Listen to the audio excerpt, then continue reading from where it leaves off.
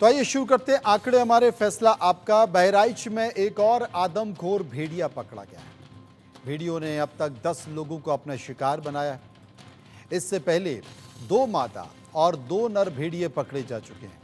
One विभाग ने भेड़ियों को पकड़ने के लिए कई जाल भी बिछा दिए हैं। आखिरकार मंगलवार की सुबह मादा भेड़िया से सैया चूड़ामणि के हरिबक्सपुरवा के निकट लगे वन विभाग के पिंजरे में कैद हो गई। इसके पकड़े जाने के बाद ग्रामीणों ने राहत की सांस ली है।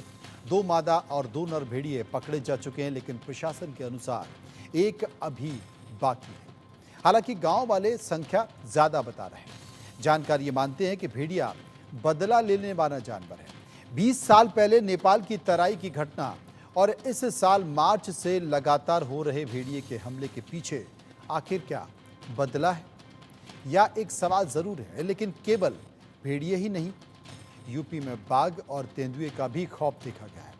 यहाँ तक कि सियार ने बच्चों पर हमला कर दिया। आदमखोर जानवरों की इंसानी बस्तियों में घुसने की घटनाएं हम लगातार देखते रहे हैं और सुनते भी रहे हैं। तो बड़ा सवाल यही है कि खतरनाक जंगली जानवरों की इंसानी बस्ती में हमलों के मामले क्यों तेजी से बढ़ रहे हैं? इसके पीछे का कारण क्या है? बहराइच में 6 भेड़ियों ने कैसे पुलिस की और सरकार की नाक में दम कर दिया? जंगलों से निकलकर गांव शहरों की ओर आदमखोर जानवर क्यों रुख कर रहे हैं? और सबसे बड़ी बात है कि ये आदमखोर क्यों बन रहे हैं? क्या इसके पीछे जंगलों की कटाई है? क्या इसके पीछे वन माफिया है? क्या इसका कोई समाधान है? चर्चा आज इसी पर करेंगे, जनता की राय भी जानेंगे। लेकिन उसके पहले एक रिपोर्ट देखिए।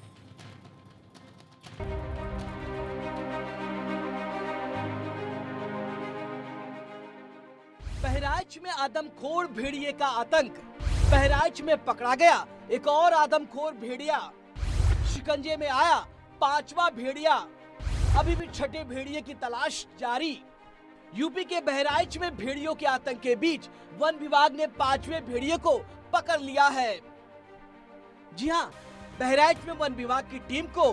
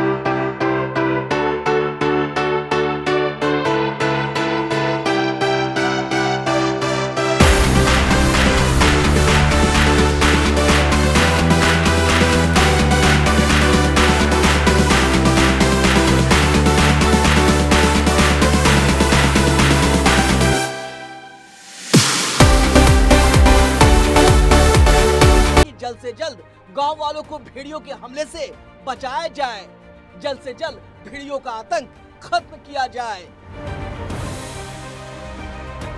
Bureau report, India news. ये एक दो दिन की पुरानी बात नहीं है, बल्कि कई दिनों से उत्तर प्रदेश के कई जिलों में भेड़ियों ने आतंक बरपा रखा है। 165 से ज्यादा कर्मचारी और 18 शूटर्स लगाए गए थे। राज्य के मुख्यमंत्री योगी आदित्यनाथ ने खुद इसकी मॉनिटरिंग की। कई मंत्रियों को बोला कि इस पर आप निगरानी रखिए, लोगों से मिलिए, वहां जाकर बैठक कीजिए और कैंप कीजिए। यानी कि सोचिए, भेड़िए ने सरकार को हिलाकर रख दिया। लेकिन ऐसा हो क्यों रहा है, इसे लेकर हमने सर्वे तैयार किया, जानने की कोशिश की, कुछ सवाल अपने सर्वे में पूछे। जो पहला सवाल अपने सर्वे में पूछा, वो पहला सवाल आपके सामने। खतरनाक जंगली जानवरों के इंसानी बस्ती में हमलों के मामले में तेजी से सामने से आ रहे हैं, इस पर आपकी राय क्या है? 51% लोगों ने कहा अंधाधुंध जंगलों की कटाई हो रही है, इसलिए ऐसा हो रहा है। 16% लोगों ने कहा जंगलों में बढ़ता इंसान का दखल, इसलिए ऐसा हो रहा है। 32% लोगों ने कहा तेजी से बढ़ता है शहरीकरण, ये एक बड़ा कारण है। और 1% लोग इस पर कुछ भी कहना नहीं चाहते थे। सर्वे का दूसरा सवाल जो हमने लोगों से पूछा, बहराइच में आदमखोर भेड़ियों का झुंड कैसे पहुंचा, आपकी राय क्या है? 25% लोगों ने कहा कि जंगलों से सटे होने के चलते यहां पर भेड़िए पहुंचे। 18% लोगों ने कहा कि माद में पानी भरने के कारण ऐसा हुआ। 51% लोगों ने कहा कि भोजन की तलाश में ये भेड़िए शहर और गांव के करीब आ गए। और 6% इस पर कुछ भी नहीं कहना चाहते। लोगों की राय हमने आपको बता दी। अब हम चर्चा करेंगे, कुछ एक्सपर्ट हमारे साथ मौजूद हैं। संजय पाठक हैं जो कि महाप्रबंधक उत्तर प्रदेश वन निगम के हैं। अजय दुबे जो कि पर्यावरणविद हैं, उनसे हम जानने की कोशिश करते हैं। सबसे पहले संजय पाठक के पास चलेंगे। संजय जी, आपसे मैं जानने की कोशिश कर रहा हूं कि उत्तर प्रदेश में लगातार कई दिनों से एक घटनाक्रम चल रहा है, और उत्तर प्रदेश क्या, कई राज्यों के कई जिलों से इस तरह की खबरें भी आ रही हैं कि भेड़िए या जो जंगली जानवर हैं या तेंदुए वो शहरों के करीब आ रहे हैं, उनका मूवमेंट शहरों के आसपास देखा जा रहा है और वो आदमखोर भी हो जा रहे हैं। इसके पीछे का कारण क्या है? धन्यवाद। सबसे पहले तो मैं ये कहना चाहूँगा कि जो ये जानवर हैं, जो वन्यजीव हैं, इनको आदमखोर या नरभक्षी नाम देने का हम लोगों ने जो सिलसिला शुरू किया है वो कहीं से भी उचित नहीं है। भेड़ियों के बारे में हम ये बताना चाहेंगे कि भेड़िया मतलब बिल्कुल ही जंगल का जानवर नहीं है, वो ग्रासलैंड का जानवर है। ग्रासलैंड का एपेक्स स्पीसीज होता है ये जी। और मूलतः आप देखेंगे जो नदी का कछार वाला क्षेत्र है वही उसका जो मूल प्राकृतवास जो है उसका वही होता। जहाँ तक अन्य वन्य जीवों का प्रश्न है, यदि तेंदुए की बात करें, यदि बाघ की बात करें, तो आज की डेट में आप देखेंगे जो इंसानी पहुंच है वो मतलब हर चप्पे चप्पे पे हो गई हुई है। आज की डेट में आप देखेंगे जगह जगह जो हमारी सड़कें हैं, जो लीनियर इंफ्रास्ट्रक्चर है, वो जगह जगह पहुंच रहा है। इसके कारण क्या है कि लोगों की पहुंच बहुत ही आसान हो गई। जहां तक यदि अभी इसी ऑपरेशन में हम लोग लगातार लगे थे तो जहां कोई कल्पना नहीं कर सकता था, ऐसी जगहों पे भी लोगों की पहुंच है। कोई भी जगह हमने अन्य प्रजातियों के लिए छोड़ा नहीं है पृथ्वी पे। तो इसलिए स्थिति ये हो रही है कि जो मानव का प्रादुर्भाव है वो बढ़ता जा रहा है। प्राकृतवास का जो है इनके जो भी वन्यजीव है प्राकृतवास का उनके विखंडन हो रहा, ये सबसे बड़ा कारण है, प्राकृतवास का विखंडन। बाकी जो आपने लोगों से राय पूछी है वो कहीं ना कहीं वो सब फैक्टर्स भी हैं, जैसे लोगों ने कहा शहरीकरण, लेकिन जो अंधाधुंध वनों की कटाई कर रहे हैं वो शायद मतलब जो है उचित नहीं है कहना। कारण ये है कि जो वनों में जो कटाई होती है वो किसी न किसी मतलब जो वो गाइडेड होते हैं वर्किंग प्लान से। वर्किंग प्लान जो कार्य योजना बनती है, तो आज की डेट में मैं बताना चाहूँगा कि उत्तर प्रदेश के अंदर जो वनों की कटाई है उसमें ग्रीन फेलिंग पे बिल्कुल ही बैन है। कोई भी जनपद ऐसा नहीं है जहाँ पे ग्रीन फेलिंग हो। जो आप कटाई देखते हैं बाहर के क्षेत्रों में, वो भी वृक्ष संरक्षण अधिनियम के तहत जो छूट प्रजातियां हैं उसकी कटान है। बहराइच का जो वाकया है इसका मूल कारण ये था कि जो ये भेड़िया जो होता है ये एक मतलब ग्रुप में रहने वाला जानवर है। एक मतलब इनके अंदर जो है एक सामाजिकता जो है देखने को मिलती है, एक सोशल एनिमल है। जी। इनका पैक होता है। और ये पैक जो अभी बरसात, यहाँ पे बारिश काफी हुई, उसकी वजह से काफी बाढ़ आई घाघरा के क्षेत्र में। हम्म। तो ये एक चांस की बात थी कि ये कहीं बाहर जो है गांव की तरफ ट्रैप हो गए। जो एक बात बताई आपने, लोगों से पूछा था सवाल कि इनकी मादों में पानी भर गया, वो भी अपनी जगह सही है। लेकिन मैं बताना चाहूंगा, जो भेड़िया है इसके जीवन में दो महत्वपूर्ण काल होते हैं। एक तो पहला ये है कि जब ये बच्चे देते हैं, अभी जो है इसका जस्ट ब्रीडिंग सीजन शुरू होने वाला, सितंबर अक्टूबर। ये जैसे आप कुत्तों की तरह ये प्रजाति है, कुत्ता है, सियार है और भेड़िया, तीनों डॉग फैमिली के ही हैं, कैनेडी के अंदर आते हैं ये तीनों ही तीनों। और इनके बहुत सारे व्यवहार हैं जो आपस में मेल खाते हुए हैं। तो ये सितंबर अक्टूबर के महीने में जो इनकी ब्रीडिंग होती है, और समझिए दिसंबर जनवरी के आसपास इनके बच्चे होते हैं। जनवरी से लेके 3-4 महीने, मतलब अप्रैल मई तक ये बच्चे जो हैं इनकी माद में रहते हैं, वहीं पे इनको सुरक्षित रखते हैं। वो इनकी डेनिंग साइट कहलाती है, जहाँ पे इनकी माद होती है। फिर ये अपने माद छोड़ के अपने बच्चों को शिकार करना सिखाते हैं। वो साइट्स कहलाती है रंदीवू साइट्स। वो खुला क्षेत्र होता है जहाँ की ये कोई भी खतरा है उसको आराम से देख सकते हैं। यदि आदमी आ रहा है या कोई भी और प्रीडेटर आ रहा है, तो बच्चों को सुरक्षित रखने के दृष्टिकोण से ऐसा खुला क्षेत्र चुनते हैं जहाँ की ये मतलब आराम से इनको शिकार करना सिखाएं और चीजें सिखाएं, और जरूरत पड़े छुपने की तो आसपास कहीं छुप जाएं। तो अभी जो ये फेज था, इसमें इनके बच्चे निश्चित तौर पे छोटे रहे होंगे, और जब बाढ़ आई होगी तो ये अपने जो नेटल एरिया है उससे कहीं भटक के वहीं पे जो है, मतलब भटकने के बाद इस तरफ रह गए। और ये वाकया इस वजह से आपके मन में ये सवाल पहुंच रहा होगा कि बाढ़ तो हमेशा ही आती है इस क्षेत्र में, ऐसी बात क्या है इस बार। तो आमतौर पे आप देखेंगे इस तरह की जो घटनाएं हैं 20-25 साल में एक साइकिल के तहत जो है, ये एक साइक्लिकल एक प्रोसेस है जो वो आपने प्रोसेस है, देखा वो होगा तमाम यहाँ तरह पे की उत्तर चीजें भी प्रदेश। दिखाई दी।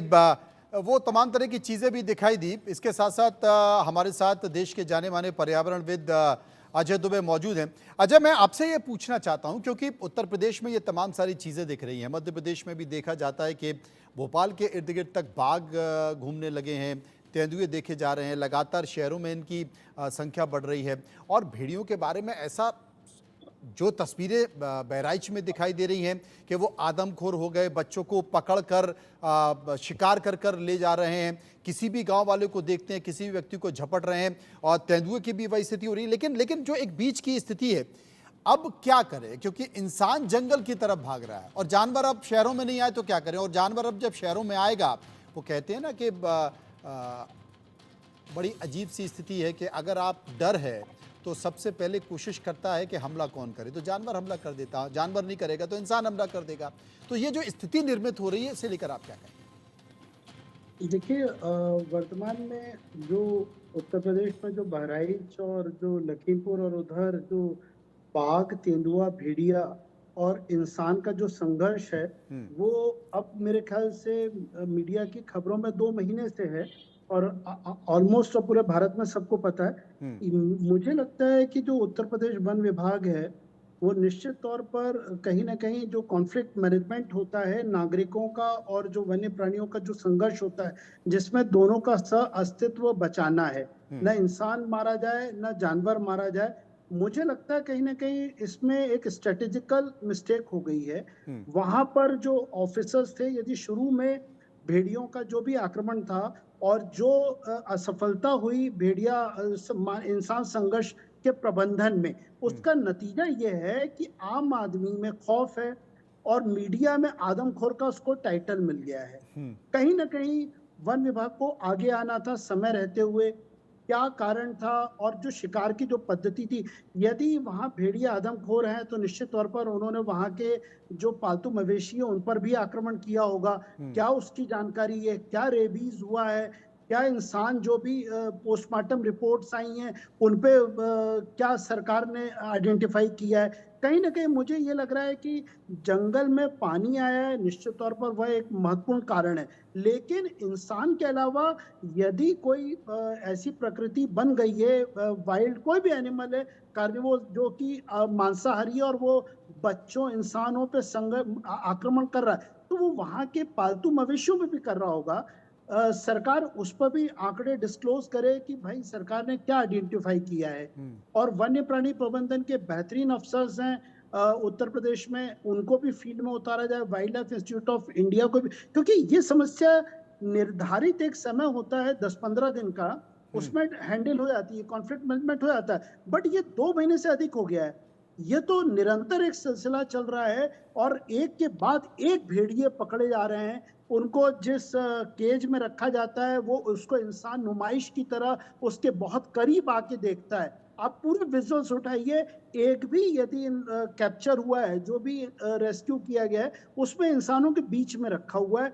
फॉरेस्ट का कोई अधिकारी नहीं दिखता है, वहां पर पूरा गोल घेरा बना के बच्चे इंसान उससे चिपक रहे हैं। यदि किसी को रेबीज है, यदि उसने अपने आप को भी डैमेज किया, ये इंसान को किया, तो ये निश्चित तौर पर घातक है।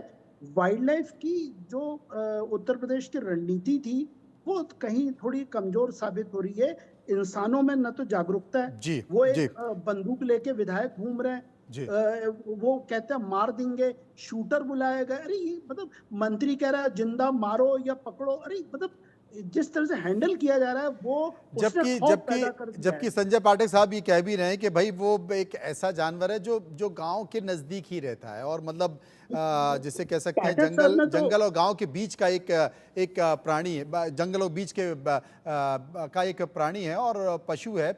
और वो एक अगर देखा जाए तो कई बार गांव ग्रामीण जनसंख्या के बीच घुला मिला भी रहता है। कुछ और सवाल हमने सर्वे के पूछे हैं लोगों से, उन पर भी एक नज़र डाल लेते हैं। वो सवाल है कि क्या वन माफिया पर नकेल कस जंगल और जानवरों की रिहाइश बचाने का प्रयास होना चाहिए।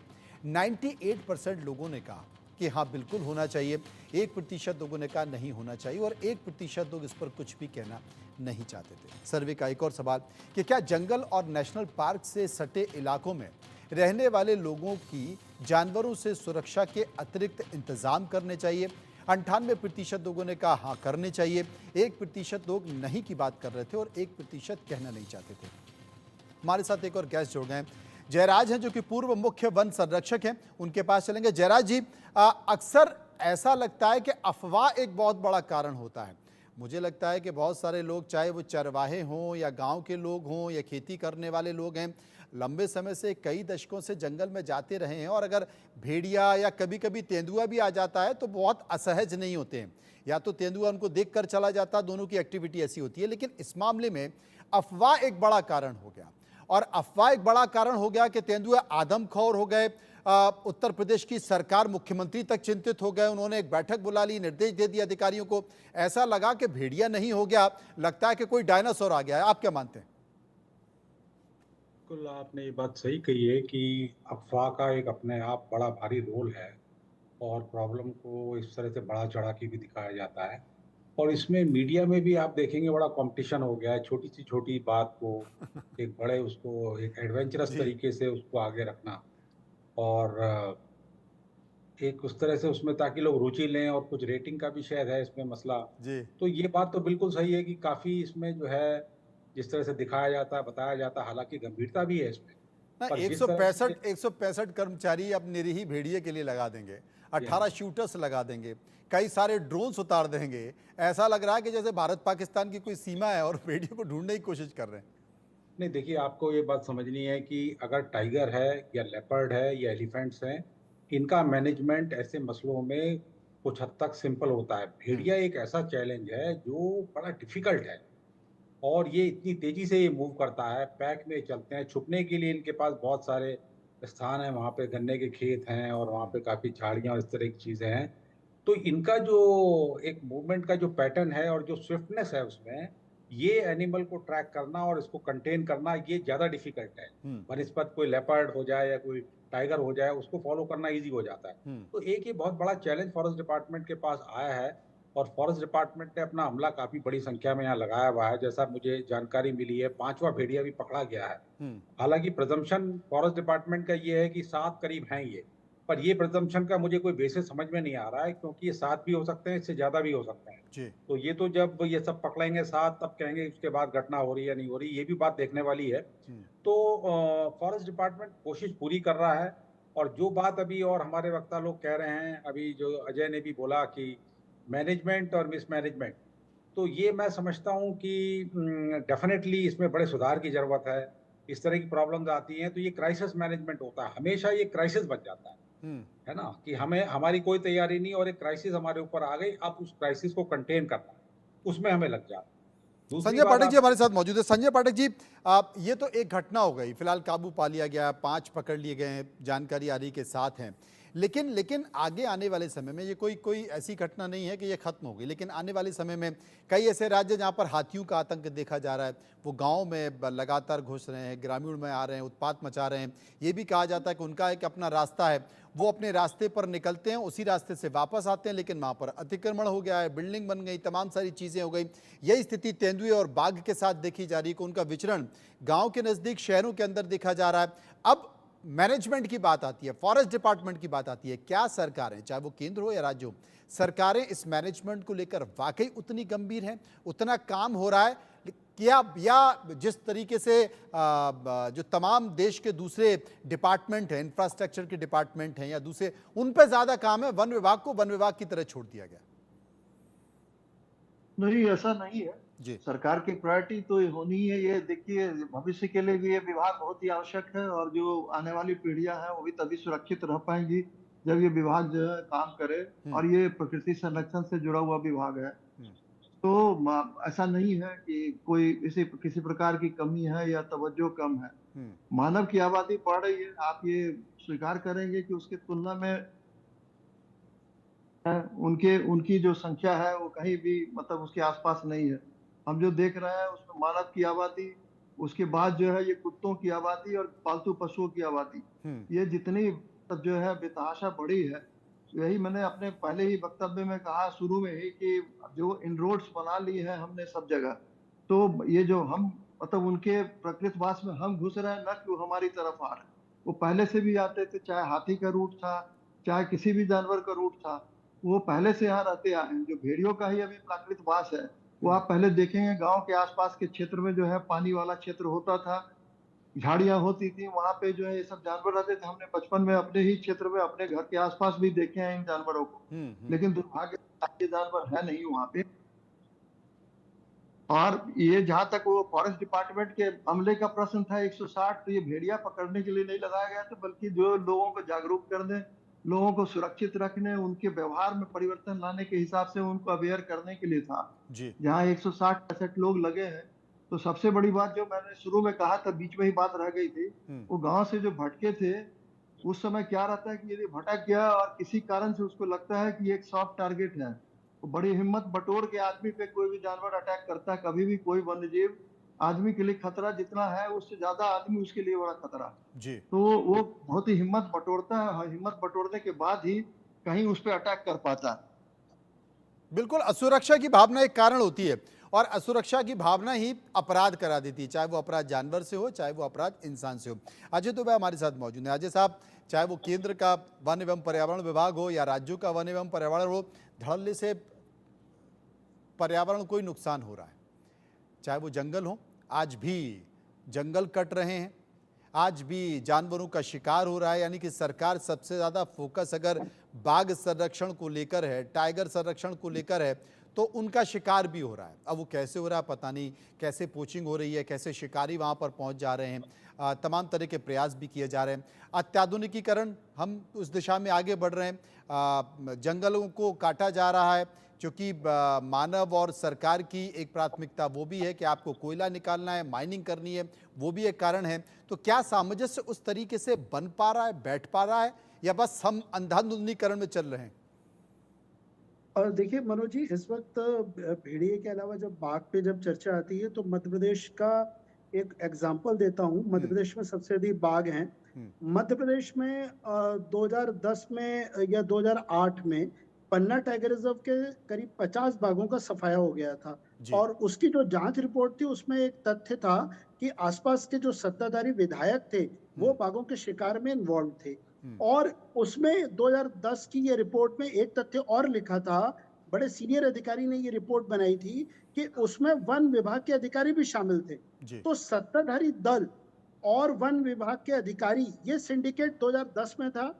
और उसके बाद अभी जब मध्य प्रदेश में बांधवगढ़ टाइगर रिजर्व की जो जांच रिपोर्ट आई, आश्चर्य करेंगे कि 14 साल बाद भी उसमें ये बताया गया कि जो एनटीसीए और जो भारत सरकार के एसओपी हैं, जिसमें बाघ की मौत होती है, शिकार होता है, जो भी है, उसके एसओपी का उल्लंघन हुआ सैकड़ों प्रकरणों में। क्वेश्चन ये आता है कि राजनीतिक दल आज के डेट में वनों की जो मैं अभी पाठक साहब को सुन रहा था कि वनों की जो ग्रीन फेलिंग जो है वो बंद है, ठीक है, लेकिन अवैध कटाई तो भारत में जहां भी राजनीति है, अब जंगल का दोहन होगा, जंगल का शोषण होगा, चाहे आप उसको वनाधिकार कानून का एक बहुत अच्छा पॉलिश, एक सोफिस्टिकेटेड इमेज दे दीजिए कि आपने जो जहां अतिक्रमणधारी है, वोट बैंक बनाने के लिए आपने जंगलों में ठूस दिया है। बिल्कुल बांधवगढ़ टाइगर रिजर्व में ये बहुत बड़ी समस्या आई कि जितने कॉरिडोर हैं सब में पट्टे बट गए हैं, हालत गंभीर है।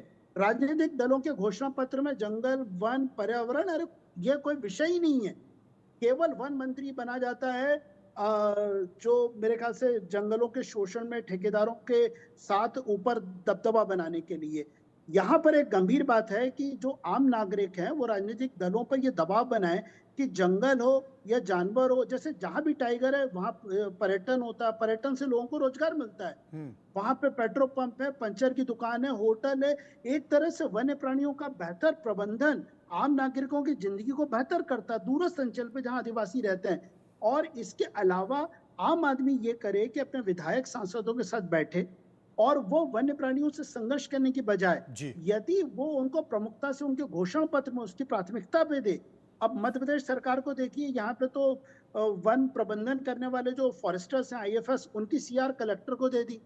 अब कलेक्टर तो मैं मानता हूं कि अघोषित दुश्मन है जंगल के, क्यों? क्योंकि वो राजस्व देखते हैं। हर जगह वन भूमि में जहां भी अतिक्रमण आता है, आप 99% यदि वन और राजस्व का झगड़ा होता है, कलेक्टर हमेशा राजस्व की तरफ रहता है।